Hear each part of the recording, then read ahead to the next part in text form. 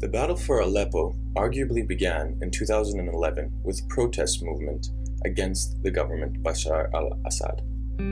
Aleppo is Syria's second city, populated by about 2.5 million Syrians, and was known as the economic backbone of the country. It is a multi-religious and multi-ethnic hub, consisting of Armenians, Arabs, Kurds, and many more.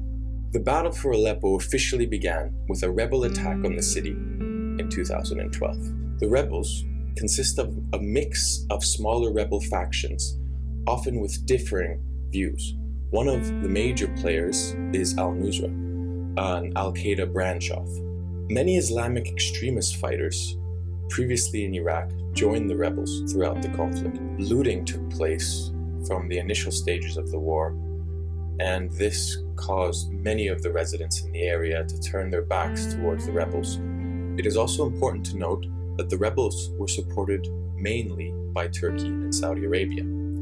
There are reports that Turkey helped in supplying as well as arming many of the rebel factions. These forces also received a lot of backing from the United States and other Western countries. On the opposing side was the Syrian army of Bashar al-Assad. These forces were grouped together with many other mixed groups in the region, such as the Armenians and minorities which felt that the rebel forces were attempting to oust them from the region. Kurdish forces also played an interesting role, aligning with the rebel forces initially in 2012, having a more neutral stance in 2015, and finally forming a semi-alliance with Bashar al-Assad's forces. Starting in 2015, Russian forces joined the Syrian army in bombing rebel-held posts. In 2016, the Syrian army, backed again by Russia, encircled much of the rebel territory held in Aleppo. Why this matters? The battle for Aleppo is part of a wider struggle going on in Syria, the civil war. Now, the civil war has multiple backers internationally, and arguably is part of proxy wars that are going on around the world. Bashar al-Assad and his government is a majority Sunni, backed by the largest Sunni nation in the region, a relationship that goes back decades. The rebels, on the other hand, are backed in the region by Turkey and Saudi Arabia, majority Shia nations. Thus, it's obvious to see that the wider regional geopolitical issues are manifesting themselves in Syria. On an international stage, the Syrian government is being backed by Russia because of its interests, which is that it has a base in the Mediterranean in Syria. China, less obviously, with ambiguous ties. On the side of the rebels, you have Western countries, the United States, France, the United Kingdom. This has far-reaching implications.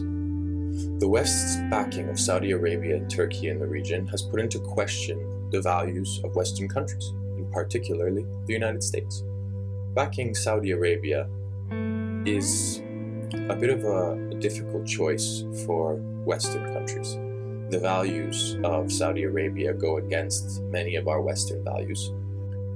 The relationship of the United States with known terrorist organizations on the rebel side, like al-Nusra, which is an al-Qaeda affiliate, throws into question our values.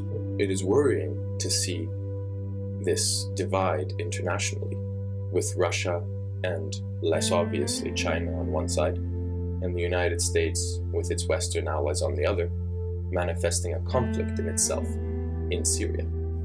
There is also a question of Saudi Arabia's involvement with these terrorist forces.